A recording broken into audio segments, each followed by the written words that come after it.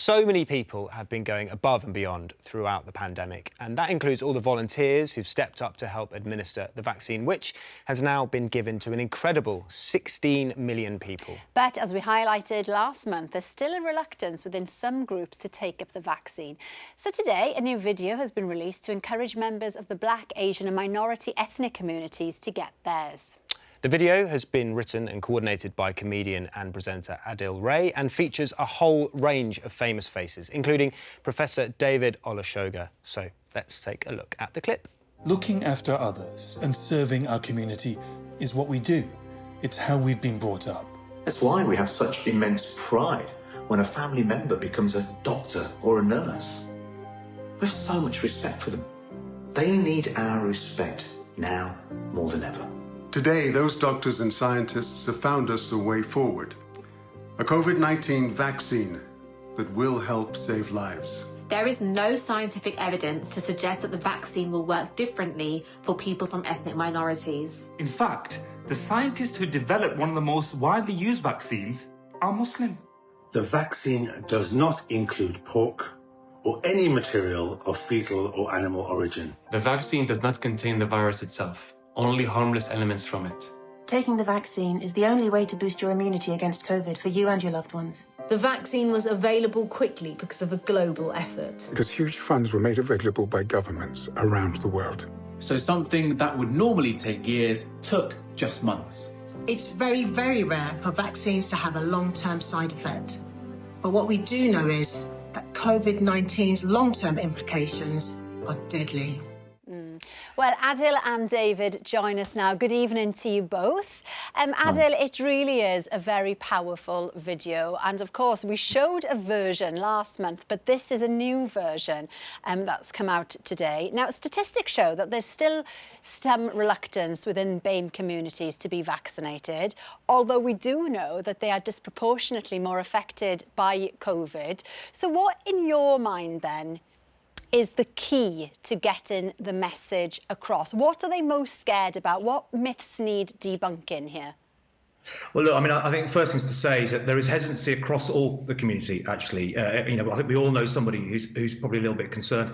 But unfortunately, there's a disproportionate number, as you say, amongst the British Asian community. And I think there are specific concerns, whether it's things like we saw in the video there, where they've heard rumours that there might be pork in the vaccine, which isn't true. They've heard rumours about fertility, and that it could damage fertility, and that's not true. And these rumours filter in communities, unfortunately, and especially with communities that are on the margins of society that perhaps don't receive the mainstream messages like some of us do. And I think that's what we have to accept. So they're not getting the messages, and there is deep mistrust, I think, in some sections of society, which we're now trying to address by speaking directly to them. What I found already, anecdotally, by having this conversation with people, which, it shouldn't fall upon people like me, myself and David to have the conversation, but by having the conversation, it is making a difference. And that's what we're asking for. Speak to these communities and listen to them.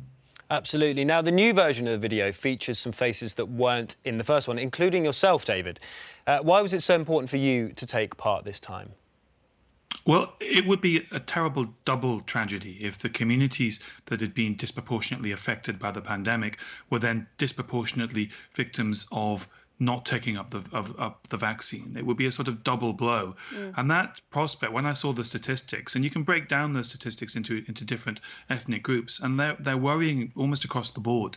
We need to get the message across that the vaccine is safe. Vaccines are some of the safest products ever produced.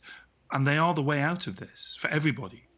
Absolutely. Now, Adil, we've heard you say that if one person takes this vaccine as a result of your video, then you will have made a difference. Well, we've seen some very positive reactions on Twitter. One from Zahida, who says, thank you, Adil. My mother-in-law was very hesitant about the vaccine. I showed her the video and she agreed to me booking her a slot. And we've got one from Jim as well.